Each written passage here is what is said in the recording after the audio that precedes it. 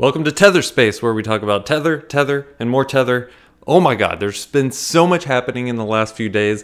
Honestly, I was trying to hold off for the news to settle a little bit so I could give my kind of unbiased, level-headed, absorb all the information take on it, but so much is happening. I have to talk about it now. Things are happening as I'm making this video, so I'll try to keep it up to date, but stay tuned. There's a lot more happening for sure.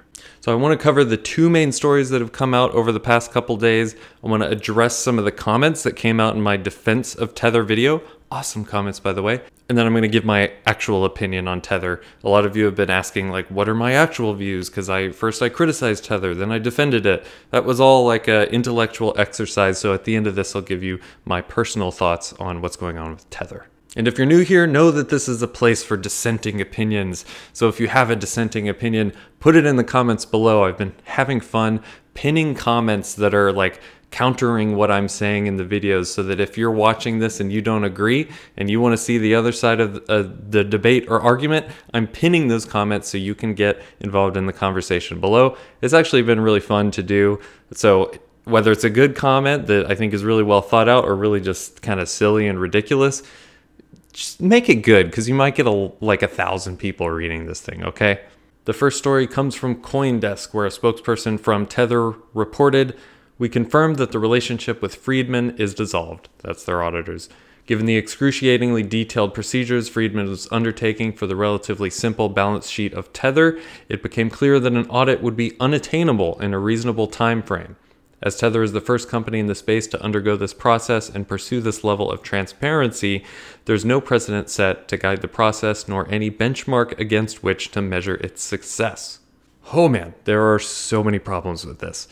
First of all, as many of you pointed out in my defense of Tether video, the audit they're trying to do is actually a simple audit. It's just a balance sheet audit. You just need to know how much money they have in the bank. So for those of you that made that comment, and I pinned it and liked it and responded to it, thank you for being a skeptic. You are on the right channel. I read a really great response to this statement in a Medium post that you're seeing here, and I will link below, in which the author points out that, first of all, yes, this is coming from an audit professional. It is an easy audit. And two, he points out some of the reasons why you would choose to dissolve this kind of relationship, and none of them are good reasons. So as you know, in this channel, I like to try to cover both sides of the argument. Let's look at it as if Tether is being completely truthful, and let's look at it as if Tether is completely lying. With this one, I'm really having trouble trying to play a devil's advocate. The best I can come up with is that Tether truly wanted this very simple balance sheet audit, but Friedman, over the course of doing their due diligence, decided that they wanted to keep expanding the scope of the audit. Whether that's because they found some fishy things going on, or they just felt it was necessary for this kind of rigor when they're in such a controversial and contentious space, I don't know. That's the best defense I can come up with, and it means basically nothing. So no matter how you look at it, this is really bad for Tether. It means at the very best, they have to find another auditor that's willing to go into this extremely contentious, controversial space and perform their audit with a company that, I guess it's not clear whether Tether fired them or Friedman fired Tether, but either way, it's going to be very difficult to get another auditor, I'm sure. The second big piece of news was that the U.S. Commodity Futures Trading Commission sent a subpoena to Bitfinex and Tether for documents. We don't exactly know the scope of this. This story just came out on Bloomberg, so things are still kind of developing. But either way, this kind of explains two things. First of all, it could explain the additional rigor that Friedman, their auditors, were trying to go through, because they knew Tether was being subpoenaed for documents and they were being looked at by regulators, so they wanted to be extra thorough with their audit. Okay, that makes sense. This could also explain why Tether has been so quiet recently. With all this controversy going on, they're still not responding and being public with the people, and it's because I'm sure their lawyers are literally wringing them by the neck saying, "Don't you say a word to anyone." Any lawyer worth their salt will tell you, if you're under investigation, you don't say anything. It's not going to help you. Whether you tell the complete truth and you're innocent, even if those two things are true, you still don't talk, because it can be used in court against you. The one thing we can be sure of with this subpoena is that the US regulators are looking, and this is good.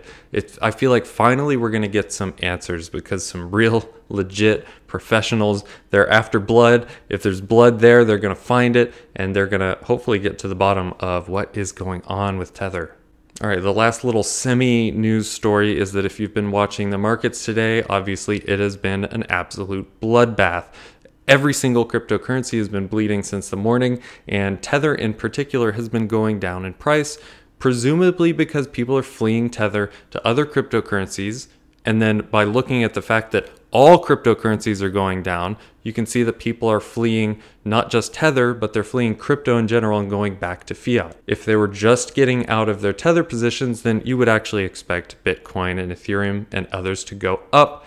That's not happening, so we know that people are fleeing crypto. In a tweet, Charlie Lee, the creator of Litecoin, responded to the controversy, which actually puts him in a fairly exclusive club of very public people who are finally talking about Tether. And he says, with respect to the Tether situation, it's expected for CFTC to subpoena Bitfinex to investigate if there are any wrongdoings. The fact that the subpoena is in December 2017 and that they still continue issuing USDT is good news. USDT is just like any other altcoin. If it turns out that the USDT is not backed by real USD, the price will crash to zero. This is similar to what happened with BitConnect, BCC. It should not affect BTC or any other altcoins. The reason why it does is because people are afraid of it affecting and they sell. This becomes a self-fulfilling prophecy.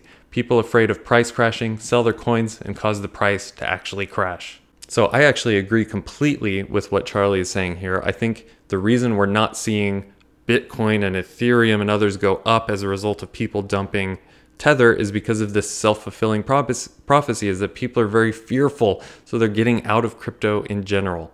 Okay, so the very last story that came out, that this came out as I'm making this video. That tells you how crazy and how fast things are moving. So what we've seen is that Bitfinex, who has this huge stockpile of Tether that's just been growing in the past day or two to like 300 million Tethers or something like that, a lot of that Tether has been transferred back to Tether, the company, and presumably this is because Tether prices are low. They need to remove supply so that the price goes back up to that dollar. The way they remove the supply is they buy it back from their customers. So they're giving US dollars to Bitfinex. Bitfinex is giving them their Tether. Supply goes down, price stabilizes, and theoretically, Tether should be burning these tokens because that is basically their business model. Is they keep this 1-to-1 ratio for their reserves. So if they're giving money back to Bitfinex, they need to burn the tokens that were just sent to them. Whether this happens or not, we'll see. Okay, finally, I just want to give my actual opinion on what's going on here. You know, I've kind of straddled both sides of the argument that, hey, maybe they're being totally truthful and this is all just hype and fear, or maybe this actually is a fraud going on. My actual opinion is that it might not be so black and white as fraud or truth. And what I mean by that is there might be things going on that don't necessarily put them in either camp completely. So I'll give you an example. An example might be if Tether truly does have reserves. Let's assume they are being truthful. They have $2+ billion in reserves, but one of their banking partners has frozen their account and they don't have access to those funds anymore. Then do they truly have the 1-to-1 reserve, or because they don't have access to that frozen account, they don't have the reserve?